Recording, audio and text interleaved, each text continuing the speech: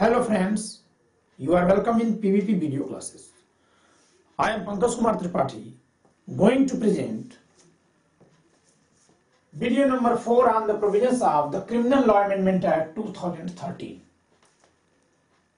In this lecture, we will discuss the definition of the term rape as it has been amended through the Criminal Law Amendment Act 2013 after Nirbhaya case.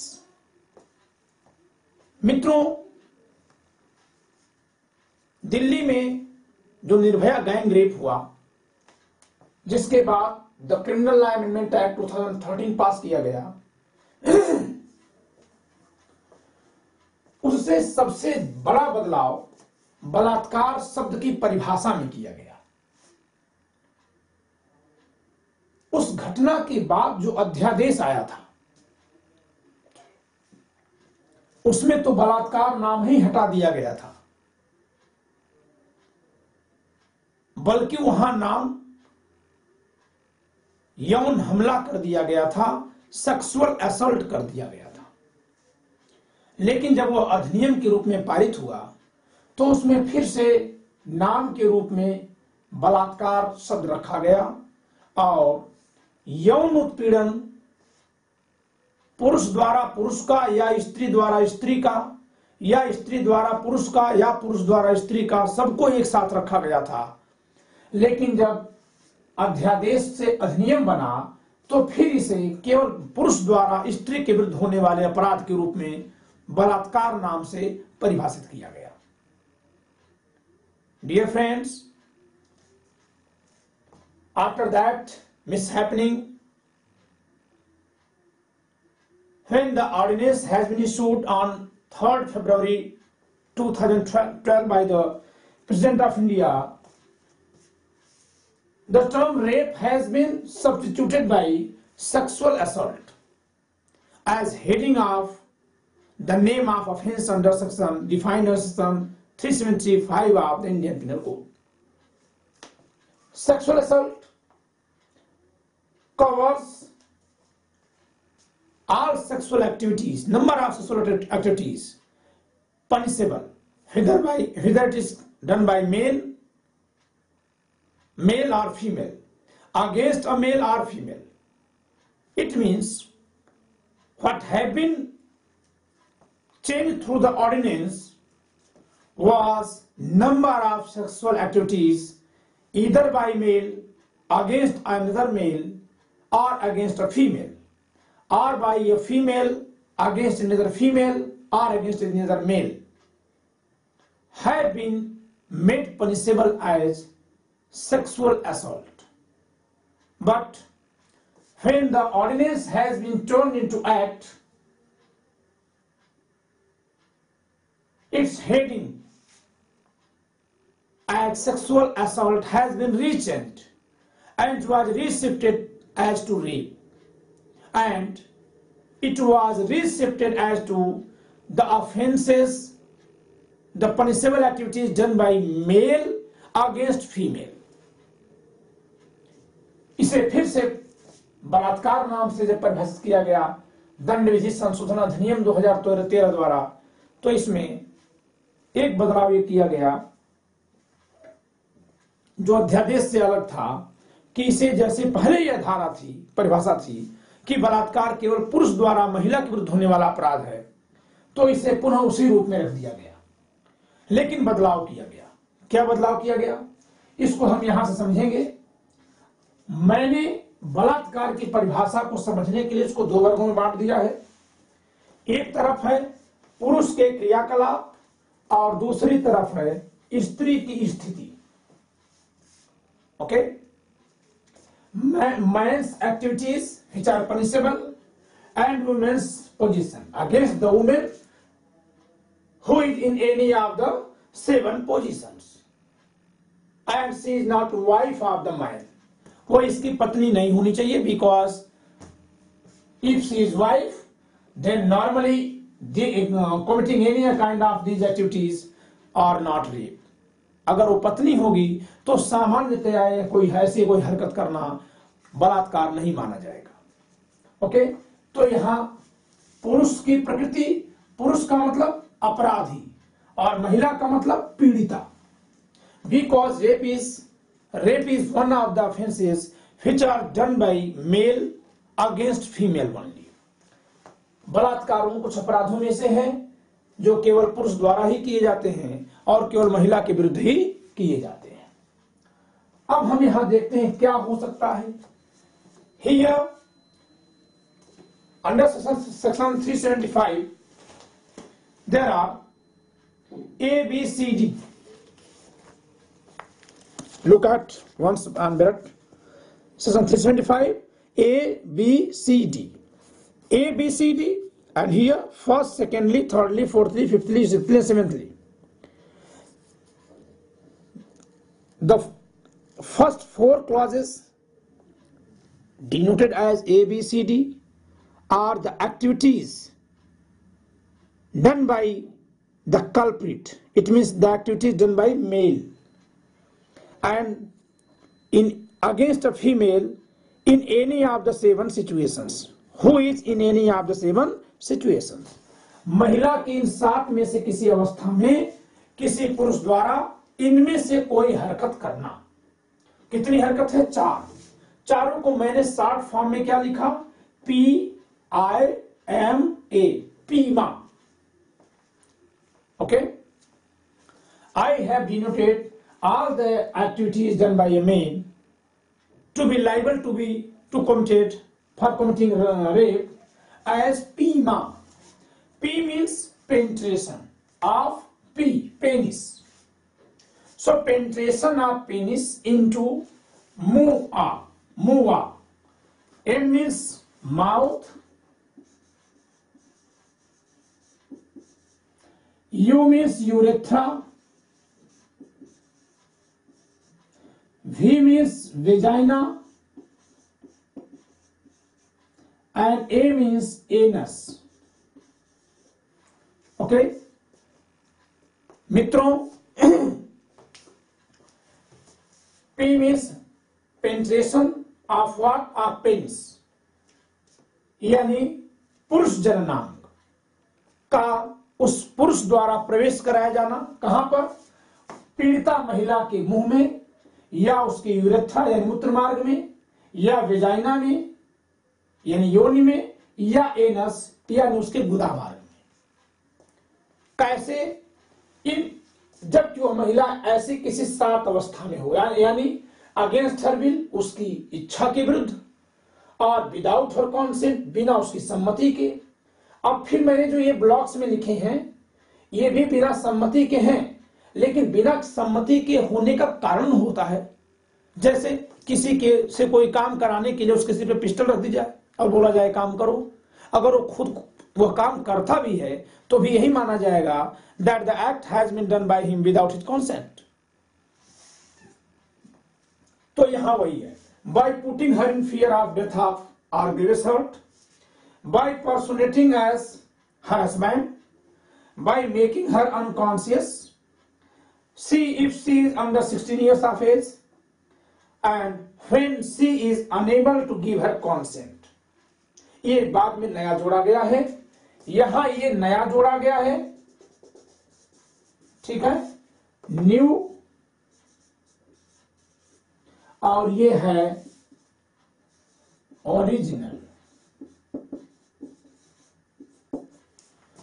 यानी हमने जो ये block बना रखा है, penetration of penis into vagina, यही एकमात्र acts Reis पहले था रेप के लिए, इस संशोधन से पहले।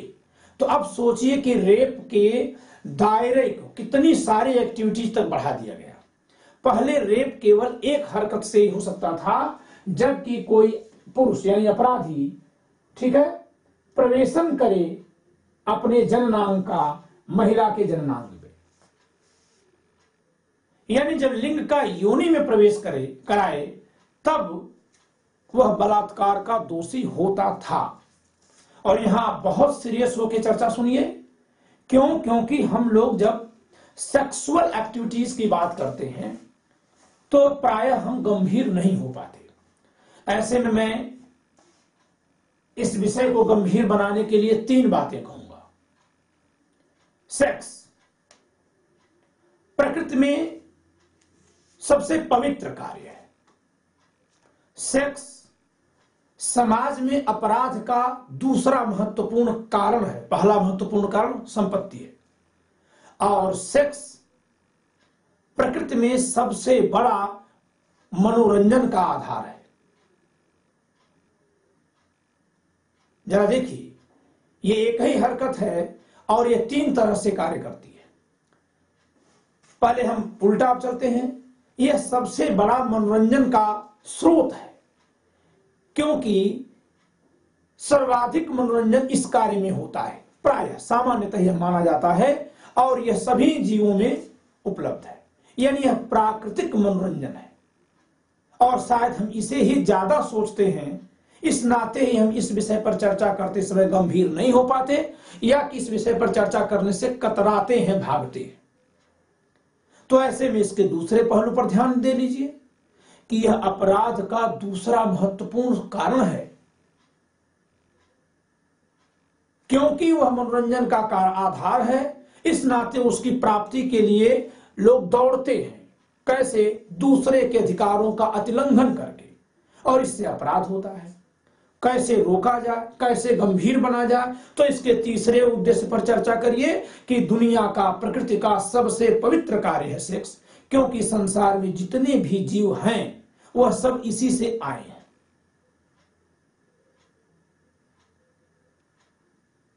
तो आप में अगर गंभीरता ना आ पा रही हो तो बस सोच लीजिए कि आप, हम सब इसी से पैदा हुए हैं, यानी हमें हमारे माता पिता और माता पिता को हम इसी क्रिया से मिले हैं। ये बहुत गंभीर क्रिया है, तो इस पर बड़ी गंभीर चर्चा होनी चाहिए, खासकर तब जब हम इसके आपराधिक पहलुओं पर चर्चा करें, ताकि हम इसके 2 लाभ तो लें, लेकिन तीसरा नुकसान से हम समाज को बचा सकें। Dear friends, there must be a serious discussion, serious, healthy and open discussion on this offense, that is rape. But generally we couldn't be serious, we couldn't maintain our seriousness whenever we discuss on the definition of rape or other sexual activities. So to be serious, we should think 3-dimensional, because sexual activities are 3-dimensional. In first dimension, it is the extreme source of entertainment. It is natural source of, it is paramount natural source of entertainment. So why generally we take this kind of activities for entertainment purposes, so why it is very difficult for us to be serious. But because it is the most extreme source of entertainment, so why it is the second most reason of crime.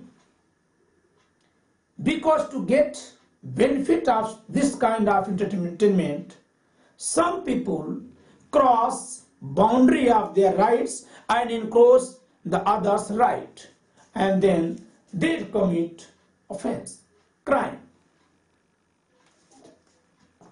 And thirdly, the third dimension, it is the most past activities in universe, because every creature is, every being is consequence of sexual activities. So to be serious, if you are unable to be serious on discussion of this kind of subject matter, so you should think on its third dimension, that is the natural need of and the natural object of sexual activities. Then why you will be able to listen me openly, to discuss on each and every term without hesitating, because you all are either advocate or you are in queue to be advocate, or you are in queue to be a judge, or you are an officer. Okay, so you should be ready to listen me openly. I will openly speak each and every term whatever have been used in the definition of rape.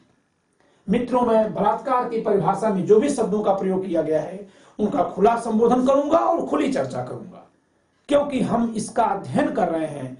हमारे लिए इसमें शर्म की कोई बात नहीं है। Here is nothing for which we should sigh. Okay, so here one thing I would like to describe, that I am unable to understand that how one can penetrate into urethra without penetrating into vagina. So I think, it's my own personal opinion,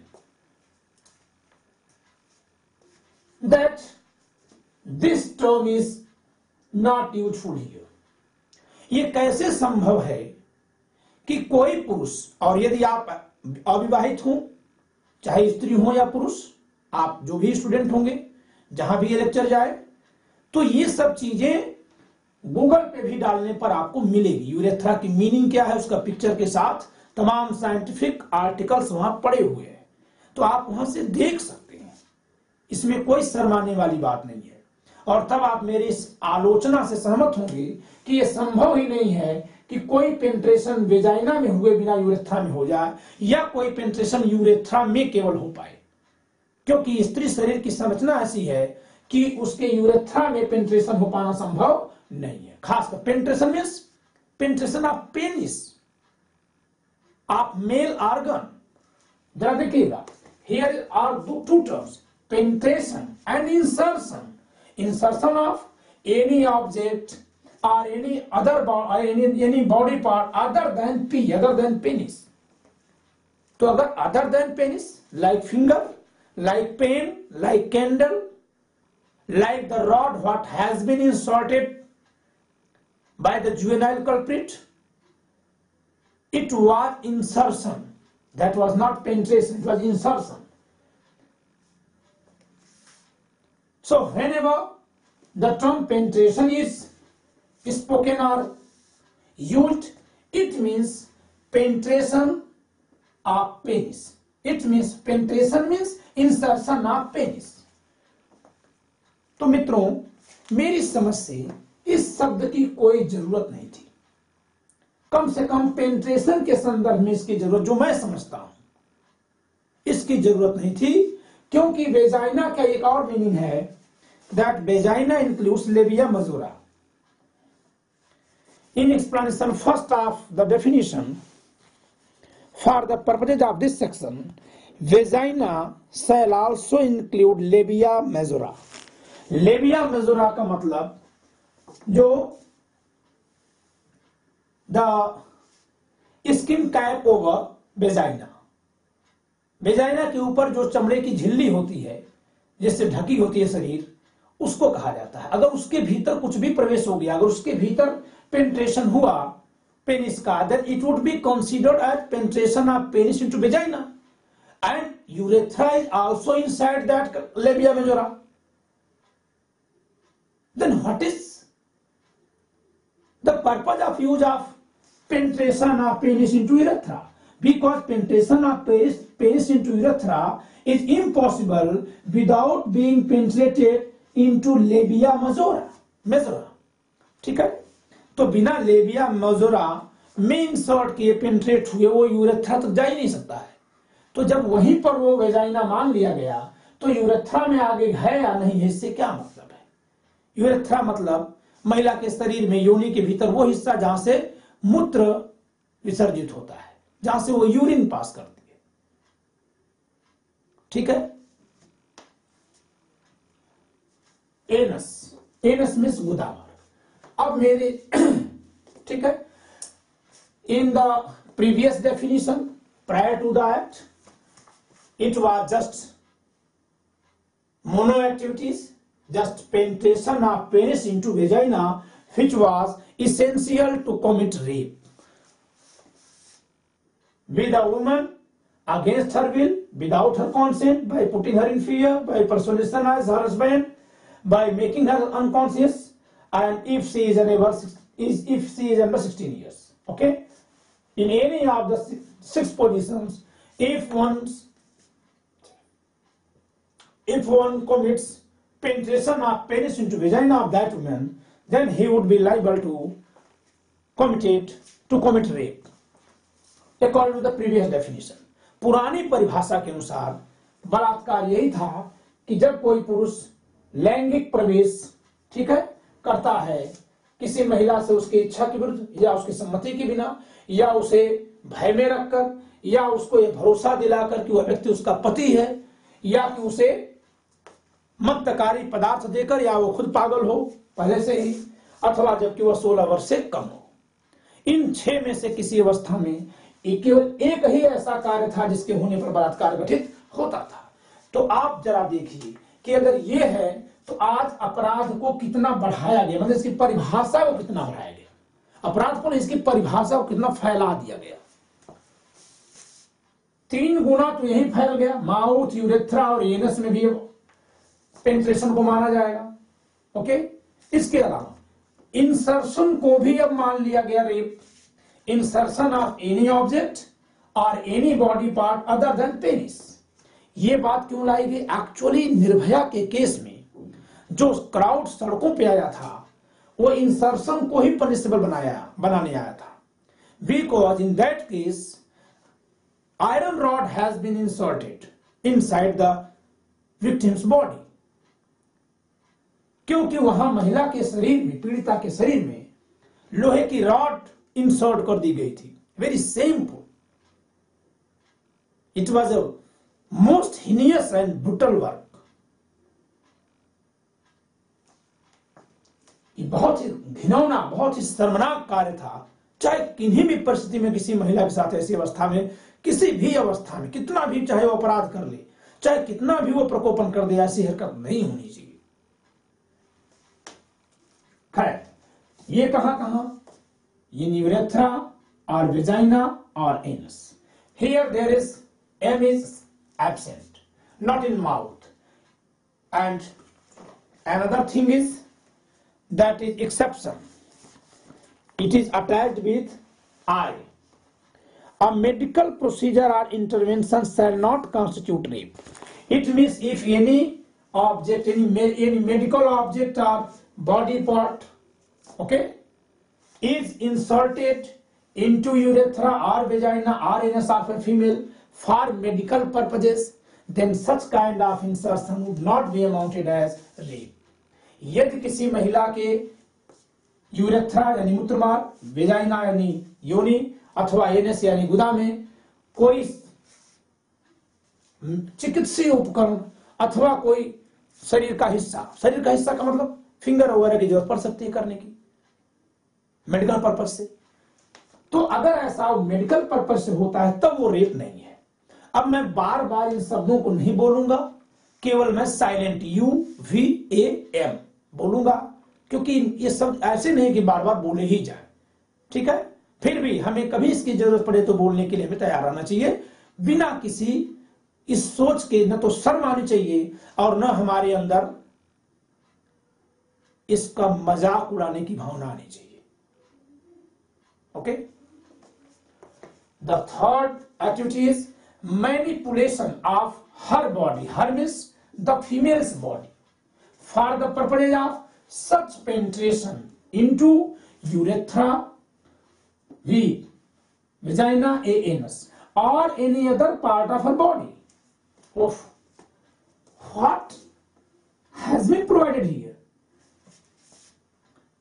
If he manipulates her body so why he can penetrate P means penis into urethra or vagina or anus of the lady or in any other part of her body. Any other part of her body means what the legislators want to say. Mouth अगर यहां था, यहां आपने रखा नहीं mouth. अब any other part of body into any other part of body, into means any, there must be anything able to be inserted.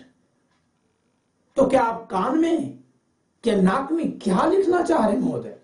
कुछ तो क्लियर करिए। It is part point of criticism, यह आलोचना का बिंदु है। ये है आलोचना का बिंदु, जहां भी यू आता है, ठीक है, ये है। Next, application of mouth on urethra, vagina, anus. Here once again this is point of criticism. How a man can apply his mouth on a female's urethra without applying his mouth on her vagina? It is impossible, physically impossible, because urethra is inside the vagina. It is fully covered with labia majora. ठीक है, क्योंकि किसी भी महिला शरीर में उसका मूत्र मार्ग महिला के लेबिया मजोरा से ढका होता है, जहां से योनि का भी प्रवेश होता है। तो ये कैसे संभव है कि कोई पुरुष इस प्रकार से मुंह रखे कि यूरेथ्रा पर तो हो बट वेजाइना पे न हो? अगर वो वहां रखेगा तो संभव ही नहीं है। पहले तो इसको अपराध बनाने का या इसको रेप मानने का तो कोई तुक नहीं है, क्योंकि अगर कोई ये हरकत कर रहा है तो इसका मतलब है कि वो उसके फुली कंट्रोल में है महिला।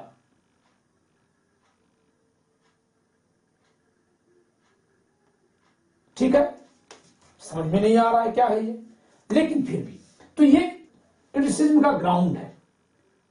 ओके, हो सकता है कि कोई ऐसा एंगल हो जो मैं नहीं सोच पा रहा हूं। There might be a point, an angle what I couldn't understand, but I am here in this position have to criticize use of term urethra or here any other part of her body. I am not agree with use of these terms.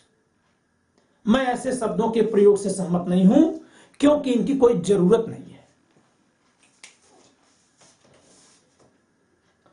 So insertion of any object other than penis into urethra, vagina or anus, manipulation of her body for such penetration into her urethra or her vagina or her anus, or if he applies his mouth, he means the man applies his mouth on urethra, vagina or anus of the women, ठीक है, उस महिला की। अब फिर से हम इसको पढ़ देते हैं। A man is said to commit rape if he penetrates his penis to any extent into the vagina, mouth, urethra or anus of woman, or makes her to do so with him or another person. Here this is also unnecessary term, or makes her to do so with him or another person. This is required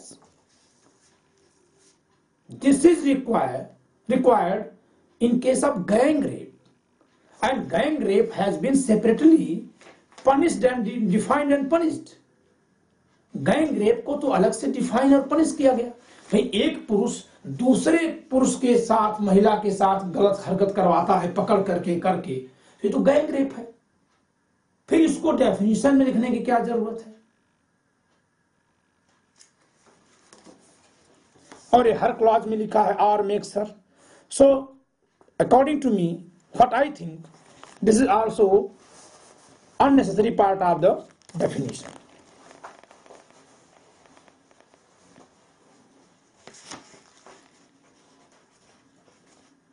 ये जहां कहीं भी लिखा है wherever it is provided or makes her to do so with him or another person, according to me these are not required. Okay, or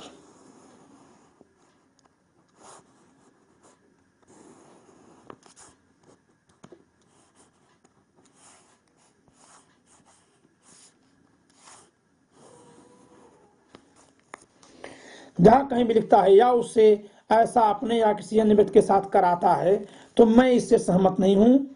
ठीक है, क्योंकि ये परिभाषा सेक्सुअल असल्ट के लिए जो लिखी गई थी उसी को घटा बढ़ा के सही कर दी गई, बना दी गई है, तो इसमें तमाम कमियां आ गई हैं।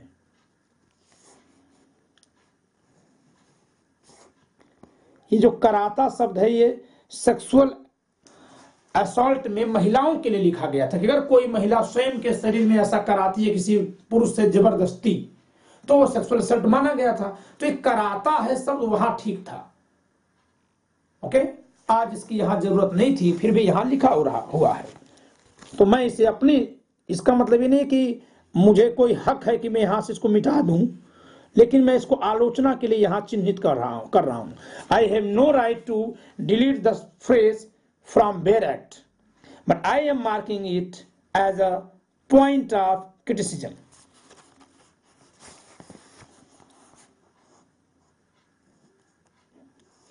यूरेथ्रा,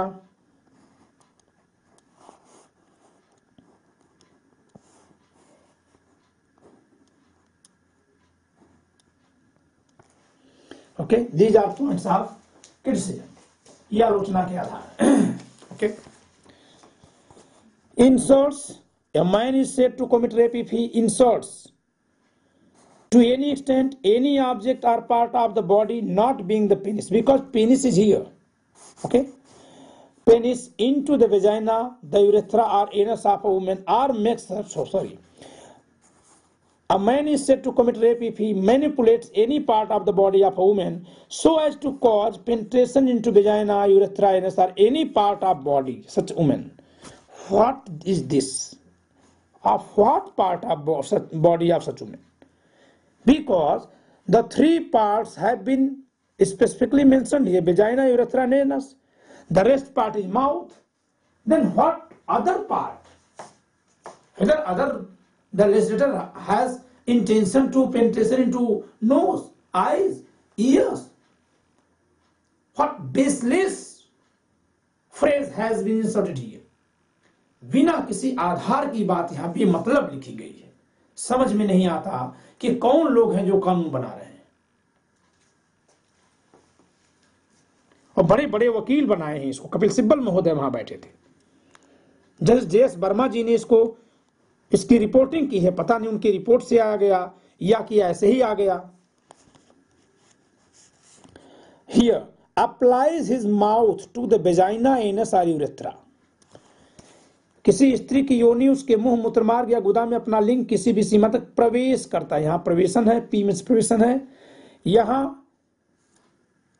कोई वस्तु या शरीर का कोई भाग जो लिंग न हो किसी में अनुप्रविष्ट करता है, यहां प्रवेशन है। ठीक है, यहां किसी स्त्री के शरीर किसी भाग या इस प्रकार हस्त साधन करता है, यानी ऐसी अवस्था में लाता है। मैनिपुलेट का मतलब उसको पकड़ के खींचना, ऐसी अवस्था में लाना कि उसके साथ पेंट्रेशन किया जा सके। ठीक, और आखिरी है कि उसके शरीर पर, उसके गुप्तांग पर मुंह लगाना। समझ में नहीं आता है कि गुप्तांग पे मुंह लगाना रेप के साथ कैसे खड़ा हो गया। What the people were demanding after brutal gang rape of Nirbhaya, to provide adequate punishment for such kind of brutal insertion, not for manipulation or application of mouth. जिस समय जो निर्भया के साथ हुआ और जब लोग सड़कों पर उतरे तो वह लोग केवल इसके लिए बड़े दंड की मांग कर रहे थे। उसमें भी यानी अगर पार्ट ऑफ बॉडी नहीं कि कोई फिंगर कुछ इंसर्ट कर दे तो उसके लिए इतना बड़ी सजा दी जाए या इसको वहां रखा जाए। Don't be emotional sensitive. आप बहुत सेंसिटिव होकर मत सोचिए, because you are law student. अगर आप फिंगरिंग को भी उतना ही टफ मानेंगे जितना पेंट्रेशन को, अगर माउथ लगाने को भी उतना ही टफ कर देंगे जितना रॉड इंसर्शन को, तो इसका मतलब है कि lesser offence would be equal to the serious offence and it would be injustice. तो यह अन्याय हो जाएगा। एक आदमी किसी महिला के शरीर को केवल खींच रहा है, उसको भी वही दंड जबकि एक आदमी कोई रॉड उसके बॉडी में डाल दे, अगर वो जिंदा बच जाए तो वही दंड, क्योंकि दोनों का नाम रेप है, दोनों के लिए सजा एक है। ये क्या है? I am not agree with the properness of this definition. I have number of points of criticism of this definition. मुझे इस आलोचना, इस परिभाषा में तमाम गलतियां, तमाम खामियां दिखाई देती हैं। Then what would be meaning of attempt to rape? If manipulation of body is also a kind of rape, then what would be attempt to rape? फिर बलात्कार का प्रयत्न क्या है? इसका मतलब तो है कि प्रयत्न हो चाहे हरकत हो, सब बलात्कार है. और then what would be meaning of without her consent? Suppose that two person, male and female, both are adult, more than 18 years, but not husband and wife, living together, being in live-in. Live-in में दो वयस्क पुरुष और स्त्री रह रहे हैं, and they are living as husband and wife, but they are actually not husband and wife.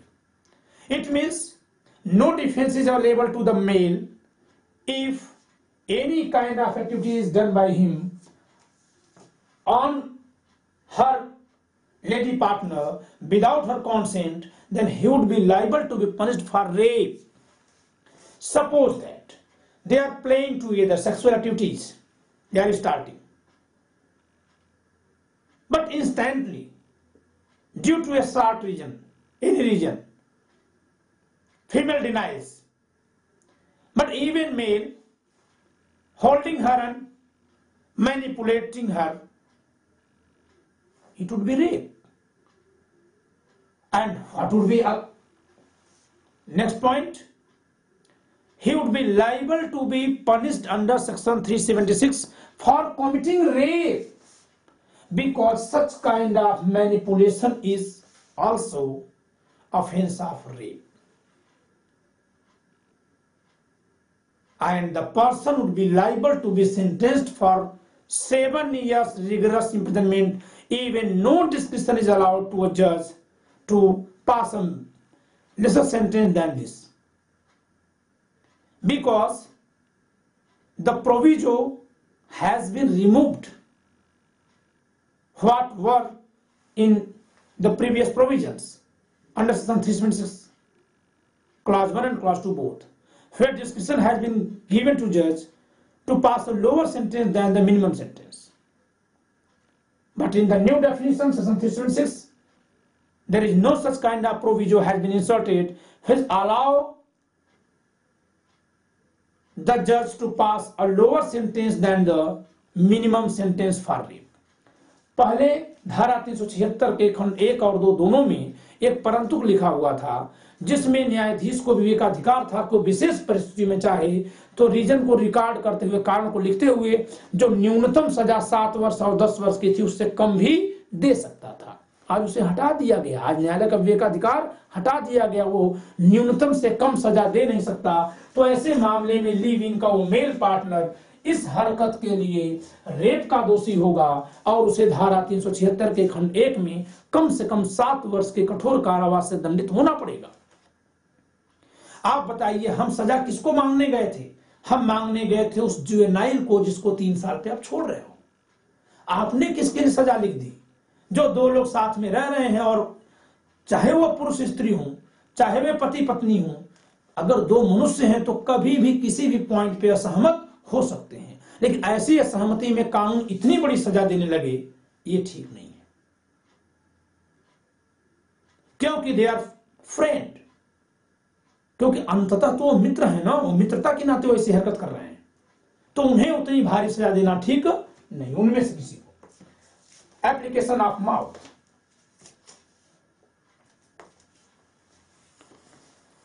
Applies her mouth to the. Okay, तो अब हम लोगों ने ये बातें सब समझ ली हैं. ठीक है, let me read the 7 situation of women against her will, without her consent. And without consent means if any consent is given under pressure, being in fear of death of her hurt or of hurt, then that kind of consent is not consent.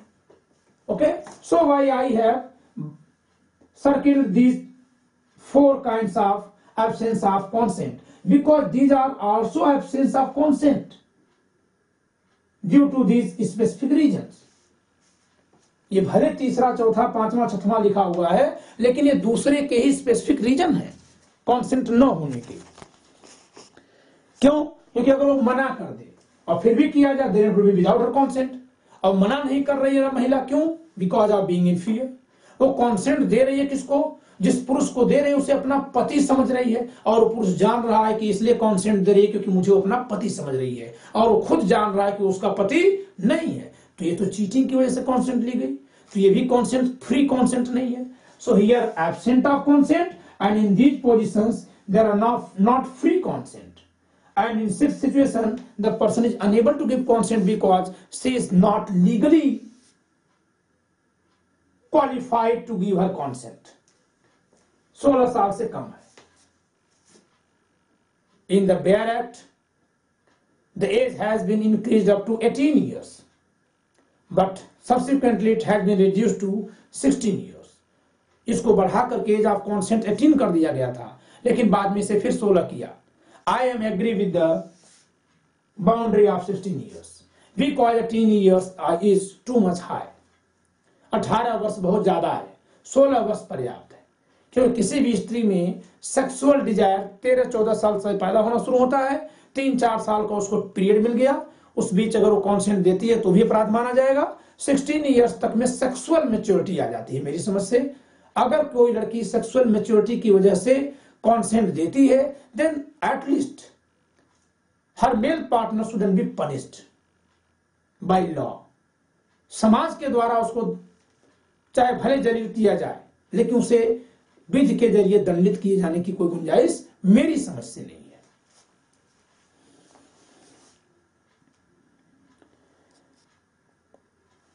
Third, with her consent, when her consent has been obtained by putting her or any person in whom she is interested, like her child, in fear of death or of hurt। Here the point is to be noted, of death or of hurt। मृत्यु या उपहत यानी छोटी भी भय है तो भी पर्याप्त हो जाएगी। फोर्थली, विद हर कॉन्सेंट, देखिए यहां विद कॉन्सेंट है, यानी विद कॉन्सेंट है तो कैसी कॉन्सेंट है? These all are polluted consent. With her consent, with her consent, with her consent, okay, with her consent। So with her consent, when the man knows that he is not her husband and that her consent is given because she believes that he is another man to whom she is or believes herself to be lawfully married।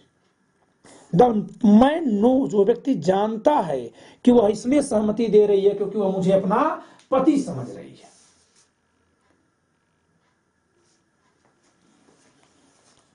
Fifthly, with her consent, when at the time of giving such consent by reason of unsoundness of mind or intoxication or the administration by him personally or through another of any stupefying or unwholesome substance, she is unable to understand the nature and consequence of that to which she gives consent।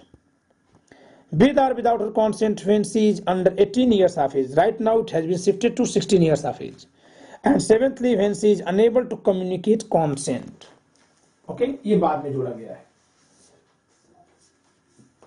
There are one more explanation। Consent means an unequivocal voluntarily agreement when the women by words, gestures or any form of verbal or non-verbal communication communicates willingness to participate in the specific sexual act, provided that a woman who does not physically resist to the act of penetration shall not by the reason only of that fact be regarded as consenting to the sexual activity। सम्मति को यहाँ पे explain किया गया है कि सम्मति से कोई स्पष्ट स्वैच्छिक सहमति विपरीत है जब स्त्री शब्दों, संकेतों या किसी प्रकार की मौखिक या अमौखिक संसूचना द्वारा, क्योंकि मैथुन की सहमति प्रायः अमौखिक ही होती है, बोलकर नहीं सहमति होती है, हरकतों से महसूस हो जाता है। तो इस नाते यहां लॉ भी उस बात को कोट कर रहा है। अमौखिक संसूचना द्वारा विनिर्दिष्ट लैंगिक कृत्य में शामिल होने की इच्छा व्यक्त करती है। लेकिन अब यहीं से दूसरी बात आती है कि परंतु ऐसी स्त्री के बारे में जो प्रवेशन के कृत्य का भौतिक रूप से विरोध नहीं करती है, मात्र इस तथ्य के कारण यह नहीं समझा जाएगा कि उसने विनिर्दिष्ट लैंगिक क्रियाकलाप के प्रति सहमति प्रदान की है। हर समय यह नहीं समझ लिया जाएगा अगर वो मना न करे कि उसकी सहमति है, यानी बहुत सारे दूसरे फैक्ट्स भी इसमें केयर और कंसीडर किए जाने चाहिए। एंड एक्सेप्शन कि किसी पुरुष का अपनी स्वयं की पत्नी के साथ यदि पत्नी 15 वर्ष से कम आयु की न हो बलात्संग नहीं ले। यानी ये जितने भी हरकत ऊपर बताई गई है, अगर ऐसी हरकत कोई अपनी पत्नी के साथ कर रहा है, चाहे उसकी साथ में से किसी परिस्थिति में भी क्यों न कर रहा हो, तो भी यदि वह पत्नी 15 वर्ष से छोटी नहीं है तो उसके द्वारा किया गया कार्य बलात्कार नहीं है। Sexual intercourse or sexual acts by a man with his own wife, the wife not being under 15 years of age is not rape.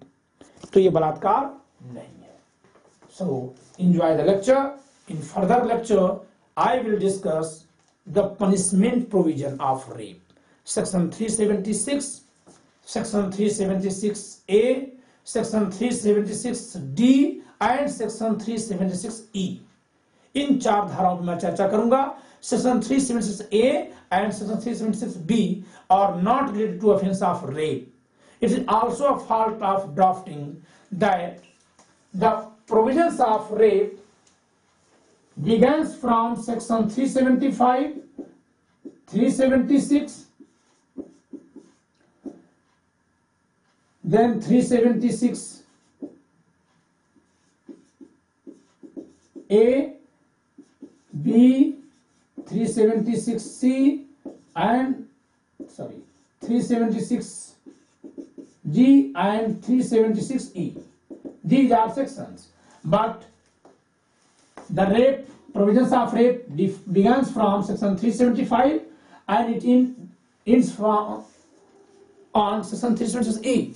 But the two sections, Section 376B and Section 376C, are not related to rape.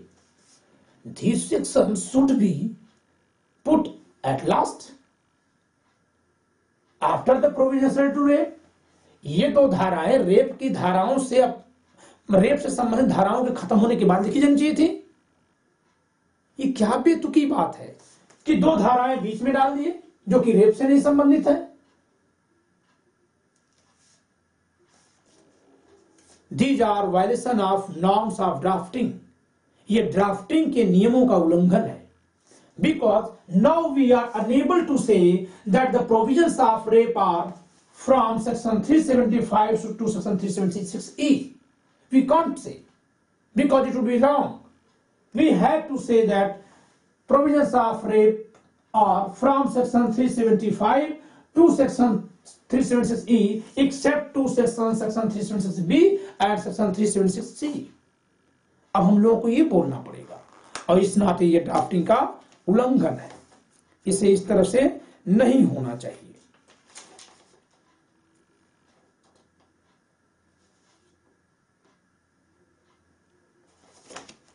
Okay, so enjoy the lecture. Bye.